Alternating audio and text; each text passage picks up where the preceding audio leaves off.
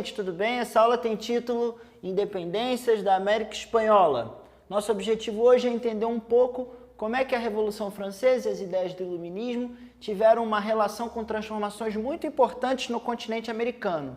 Mais especificamente, como é que colônias da Espanha se tornaram países independentes. Primeira coisa então que a gente vai fazer é observar aqui mais de perto essa linha do tempo. Nota que normalmente a linha do tempo a gente faz mais assim deitado, né? Onde na esquerda estão os períodos mais antigos e na direita os mais recentes. Aqui é só fazer virar assim, né? Ou seja, os períodos mais antigos estão na parte superior da linha do tempo e os períodos mais recentes estão aqui abaixo. Muito bem, então tem uma primeira marcação aqui importante, que é o afastamento de Fernando VII, rei da Espanha. Vamos entender isso. O que acontece? Na fase final da Revolução Francesa, Napoleão Bonaparte, ele se coroa imperador e inicia um processo de expansão territorial. Essa expansão territorial ela foi bastante importante porque levou ideias iluministas e levou leis inspiradas no iluminismo para outros países e também porque destronou, né, alguns reis absolutistas. Isso aconteceu no caso da Espanha. Fernando VII ele foi retirado e foi colocado no lugar, no comando da coroa espanhola, José Bonaparte, que era irmão do imperador francês. Por que isso é tão importante para a gente entender a relação com as Américas e com esses processos de independência? No momento em que Fernando VII é afastado, as elites aqui na América Latina, das colônias espanholas, aquilo que dentro de história se chama as elites crioulas, ou seja, eram proprietários de terra e eram importantes elites locais, eles assumem, digamos assim, as principais tarefas de governo, já que a coroa espanhola estava passando por um processo de transformação com uma ocupação estrangeira. Então, o que acontece? A partir do início do século XIX, do afastamento de Fernando VII, acontece algo que era relativamente inédito.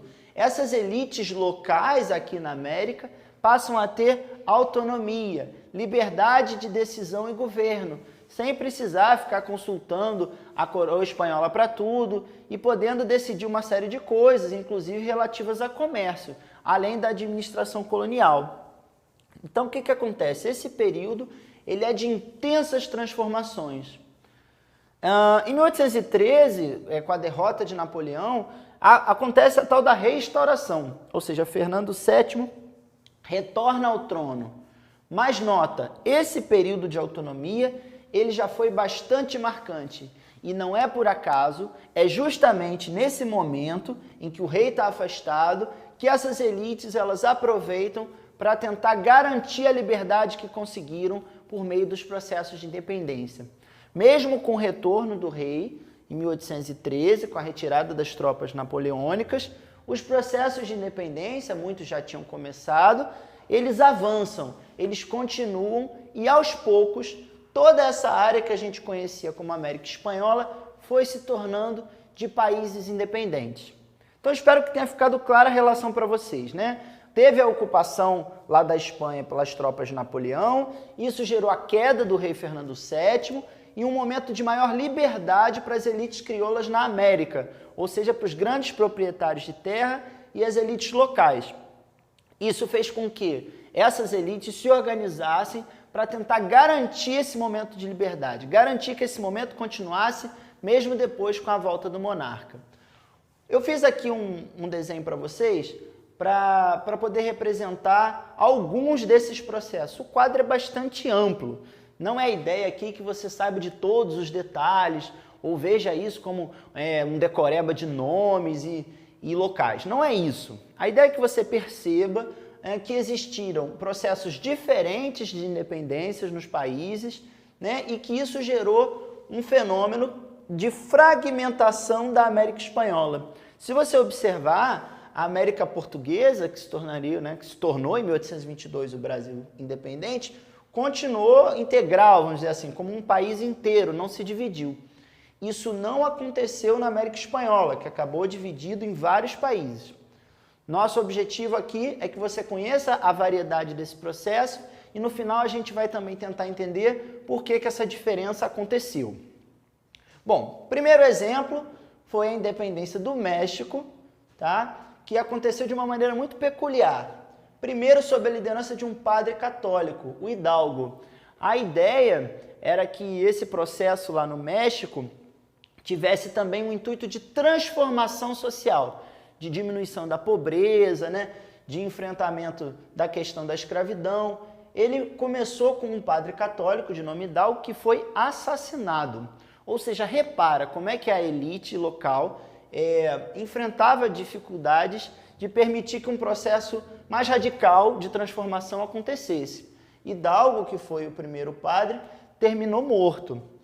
Depois, um outro padre católico, Morelos, tentou continuar esse processo que significava independência com transformação social. Também foi impedido, porque a elite local de proprietários terminou dando a sua maneira de tomar conta do processo.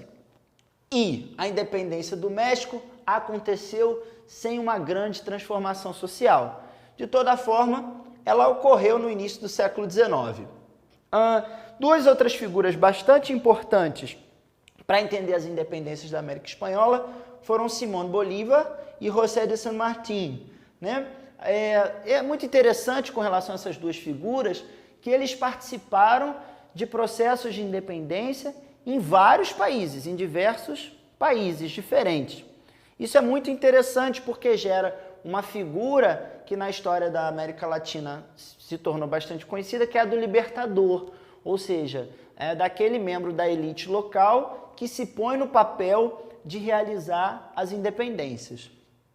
Essa figura, ela sempre tem que ser vista de duas maneiras, pelo menos, né? Ou seja, existe um lado importante, mas que às vezes é considerado muito heróico, né? Porque ele está à frente dos processos de independência, mas a gente tem que ver também que essas pessoas, considerados libertadores, também são membros da elite, e nem sempre eles tinham um compromisso tão grande assim com a transformação.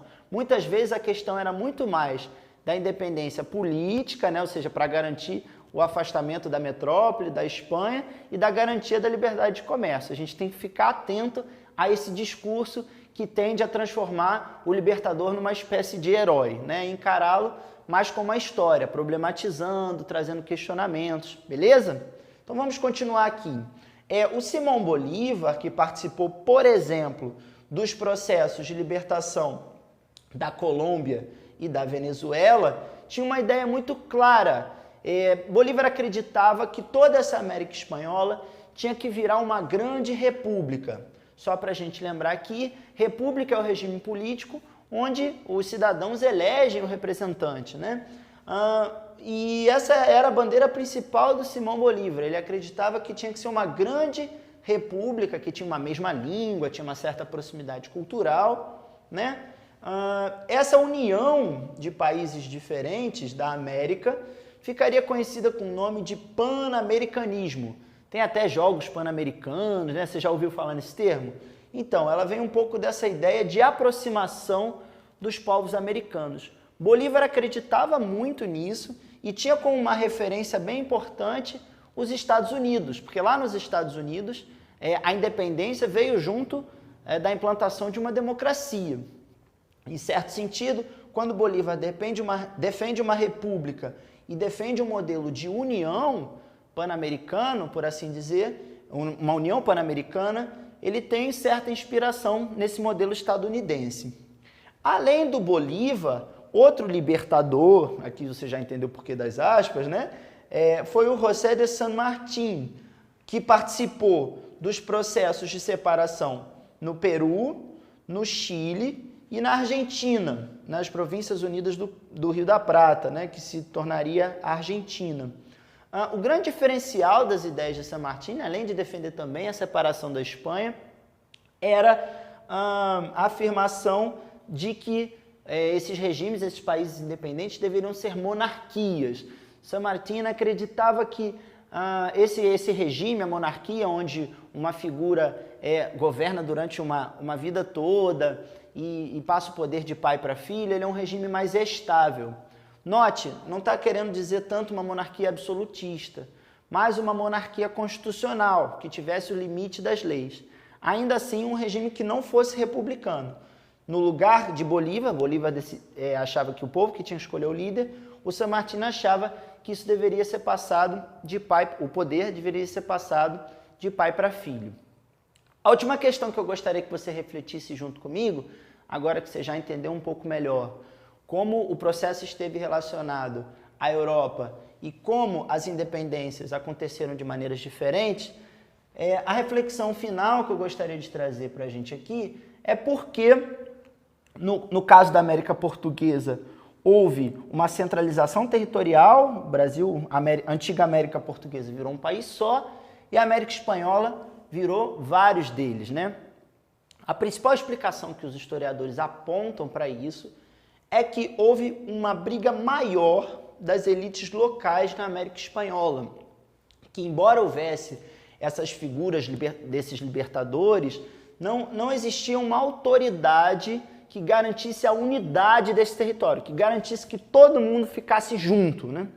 No caso do Brasil, isso existia, era a autoridade imperial de Dom Pedro I, que se você pesquisar e a gente procurar saber sobre esse assunto, a gente vai ver que em diversos momentos Dom Pedro I teve que afirmar a própria autoridade não só do ponto de vista simbólico, mas também do ponto de vista prático, mandando tropas militares para áreas que discordassem da sua autoridade. É isso, eu espero que eu tenha ajudado você a estudar esse tema. Até uma próxima!